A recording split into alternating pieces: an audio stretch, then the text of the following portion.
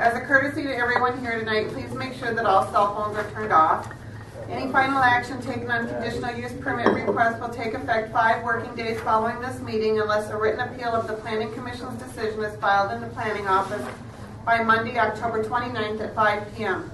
In the event of an appeal, the decision will be referred to the County Commission for a hearing on Tuesday, November 20th at 9:15 in this same room. At this time, the Planning Commission will consider the consent agenda. The minutes from the September 24th meeting are included in the consent agenda. Are there any objections from the Planning Commission members to any item listed on the consent agenda? Okay, next I will read each item on the consent agenda. If anyone in the audience objects to the item, you can just raise your hand and we'll move the item to the regular agenda, and then you can address the commission later in the meeting. Okay, item number 1 is an approval of the minutes from September 24th. Item number 2 was deferred from the September 24th meeting, and it's a conditional use permit to exceed 1,200 square feet of accessory building area, and there was 12,222 feet requested, and this is located 1.5 miles east of Midway Corner.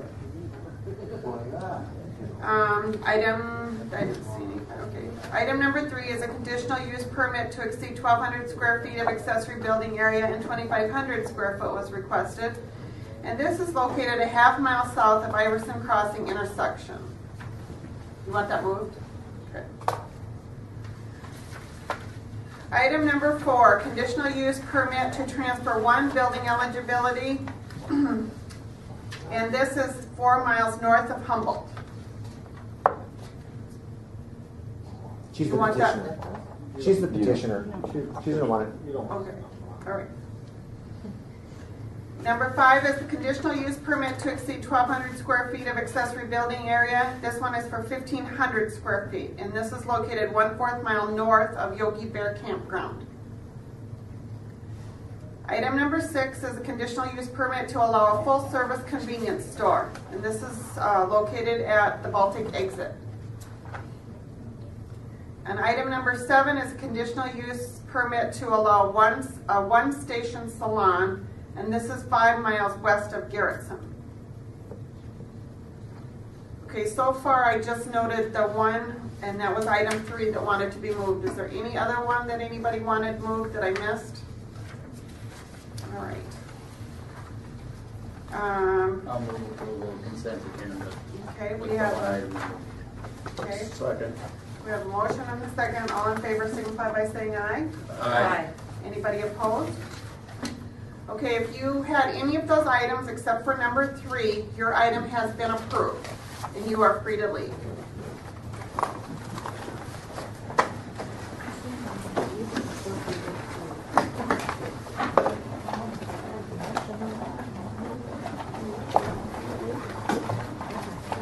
Is there a motion to approve the regular agenda? So moved. And a second? Second. All in favor signify by saying aye. Aye. Okay, for the regular agenda, we will follow our normal hearing procedure by requesting planning staff to present a report, and then the petitioner will come to the podium and discuss the item, make a statement or answer questions. And then anyone from the audience wishing to address the item shall be recognized and move to the podium, introduce themselves, and the Planning Commission will then discuss the matter and take appropriate action. Thank you. All right, Pat. That's fine. Item number 3 is conditional use permit number 12-53 to exceed 1,200 square feet of accessory building area, requesting 2,500 square feet.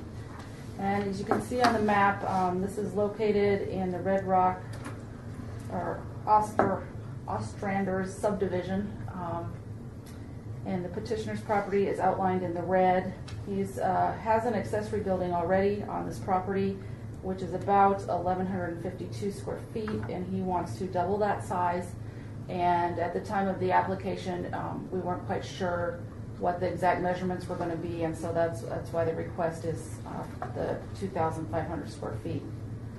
This neighborhood has a number of different building sizes in it.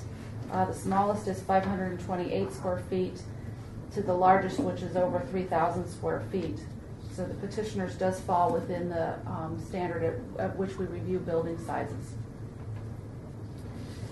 We are requiring several conditions for approval of the building. that a total accessory building area not exceed 2,500 square feet, that the building be for personal storage and no commercial business be allowed. 3, that the building permit is required prior to the start of construction. 4, that the building inspector will come out and measure the building on the outside perimeter. And that 5, the planning department can enter and inspect the accessory building at any time, as long as we give proper notice to the property owner. Okay, I guess you have in your packet.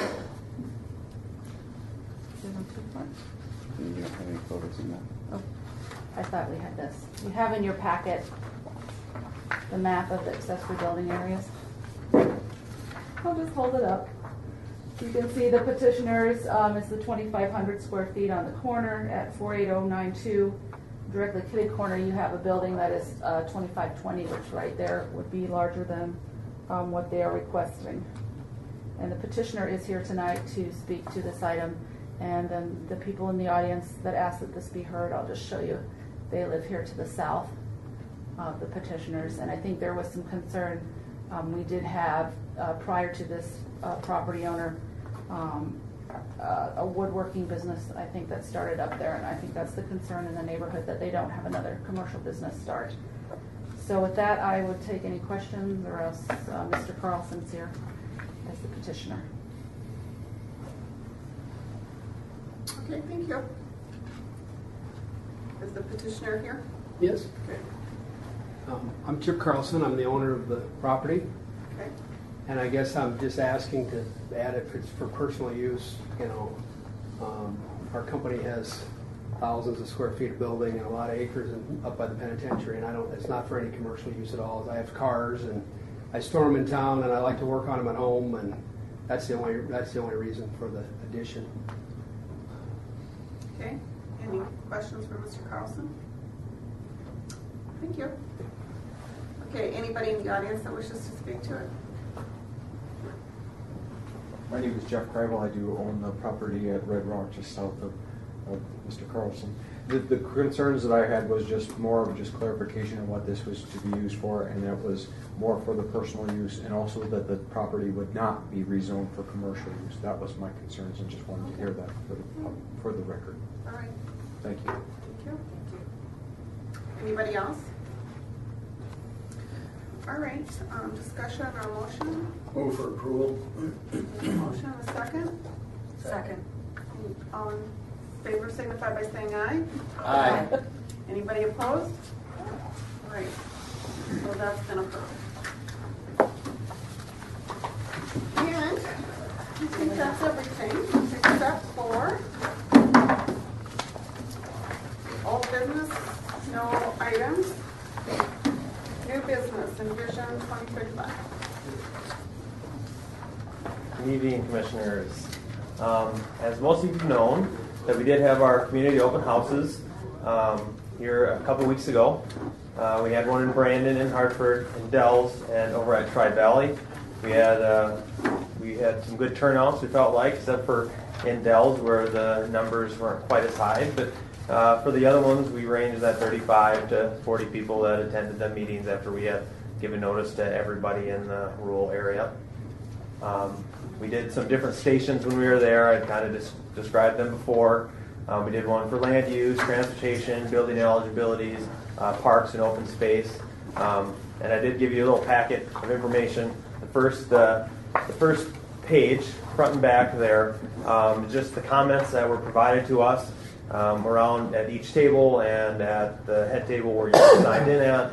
People were able to get comment cards and then provide their feedback. So there's a number of different comments that they provided. The second page, they had, with beans, they had to put in jars what they wanted more of. So you can kind of look through there what they wanted, Tri-Valley, Hartford, Dells, Brandon. You can see some that are common, maybe where more people attended. Obviously, that's where more beans were placed, I guess. And then the third one here went over our egg station. Was the comments they were able to provide were through a survey that we had taken. The top page shows the total of each of them questioned, and then it breaks it down into each location that we are at. And over here tonight, if you guys want to take a look at it, over on the left side was from our transportation station. Green was where people thought more stop signs should be. Blue is where they felt that there was poor road conditions. Yellow is where they believed more hard surfacing needed to be taken. Red was where they felt speeding was occurring too much. White is where people felt that different railroad crossing or signals needed to be placed. So that's the map on the left-hand side. The map on the right was our land use. People went around and just like on the transportation, they were able to put the pins where they felt that whatever type of condition was needed. On the right, they placed stickers on there, which the red represents the residential, where they felt residential should be, green, where parks and open space should be, blue, industrial, and red, commercial. So them are a little bit more self-explanatory than the pins if you don't have the key for what they're looking for. So that was just kind of a breakdown of what we did. So we will present this, and this information will go to our task force as well. And it is part of our public record that we will be looking at these and taking into consideration what them thoughts have been. So, so any questions from you guys? What was the yellow dot for on that one? The yellow, hard surfacing. Residential. No, Well, yellow I meant on the dot. pink. Well, the dot was yellow was residential, and the bigger dots. There was one individual where they thought they wanted to put them only where the cities in city limits. That's the only place where people should live, and of course they were there and they lived in Elwood County. But yes, so that would be. They felt everything should be concentrated to city limits, but. I mean, that I was love that one how comment. It said no more people. and that maybe was the person that put that on there too. Oh, that's so funny. And special thanks to Bonnie, who actually came and worked on two of them for us. So we appreciate you doing that, Bonnie. Well, I think all And everybody else. Yeah. and we had, And I think, everyone here came. yeah. So you got to see it in action, and we appreciate that. I'm disappointed there weren't more people there from Del Rapids, but you guys did a great job. It was very informative and certainly a good opportunity for public input. Yeah. Thank you. Well, I think you might have been helped too. I think there was some activities going on in the West Central School that people were kind of, and then ended up, well, what's this? And we'll stay here, you know. So that worked out pretty good too. Yeah, no, we did. That did probably just some more people that didn't really know exactly what was going on. They were to be able to be informed. Some individuals from Hartford. I know that one was a fairly good turnout. That the EDA, the gentleman that's on the EDA board over there, forwarded that on to a bunch of his people in kind of underneath them, so they were able to get noticed too. The only other thing I just would mention that we had our cleanup this last weekend on Saturday the 20th. We were there from 7 to 3. We seemed to have a good turnout. I'm sure that the number of tons of material that we collected will be quite high, as we had a large area. We encompassed 4 townships, Benton, Wall Lake, Wayne, and Hartford. Yeah. So Are you doing all of the townships or just the more highly populated ones? the more highly populated ones right now, because it's hard to spend the money to have all of our contractors go up there for 100 people if it's Buffalo Township. But since this is our largest one that we've had, in the future maybe we'll be able to do 4 or 6 of them to make it worth their while to go up there to do this. So this was kind of a trial to try to find a middle common ground for everybody and to see how it would turn out. And we had very positive turnout at this event. So yeah, we were there. And I don't know if I'm guessing you guys knew previously that we were going to be there, but everything was good, and this will be, we'll have for sure one more this next spring before our grant funding runs out for this project. So. That's it. Then I'm not sure if it's old or new business, but I handed out a press release for the appointment to the Planning Commission. Mike Cypher's term is up in December, I talked to Mike this morning, and he is going to reapply, he indicated, but it is going to be open to everyone. And so I handed that out in case you know of anyone that would like to apply, or the application deadline is the 1st of December, which will give us plenty of time to take to the county commission. And there's no meeting in December, so we should have someone appointed for our January meeting. And then the last thing, I apologize for the fact the door is not open. I mean, it was disturbing when the petitioner comes up and says, well, I couldn't get in the door, but I did go down, and every day a planning commission meets, or every Monday at the planning commission, I always go down and make sure the door is going to be open, because this has happened before and it's What, upsetting. did they lock it right at 7? I was going to say, because we all come in right It's before 7. computerized, and it was Oh. locked, and Dustin went down and taped it open, and it's possible that the janitor didn't, realize why, and Took it off. took the tape off by 7. So, Yeah, or the because tape we don't came off. have we don't have like a key that you can unlock it. It's Right. all mechanical, and it's all computerized, and we don't. Our office doesn't have access to that program, so we have to put in a request, and it's ongoing, or just a standing fourth Monday. But I do go down because I'm always concerned that this happens, and so. Yeah, because that could have potentially gone I know a much it. different Yeah. direction. I know, and I thought, oh boy, they would have been angry if it got continued, and so it was a little nerve-wracking. Thanks for your understanding. Other than Is that, there any other county commission items? I mean, No.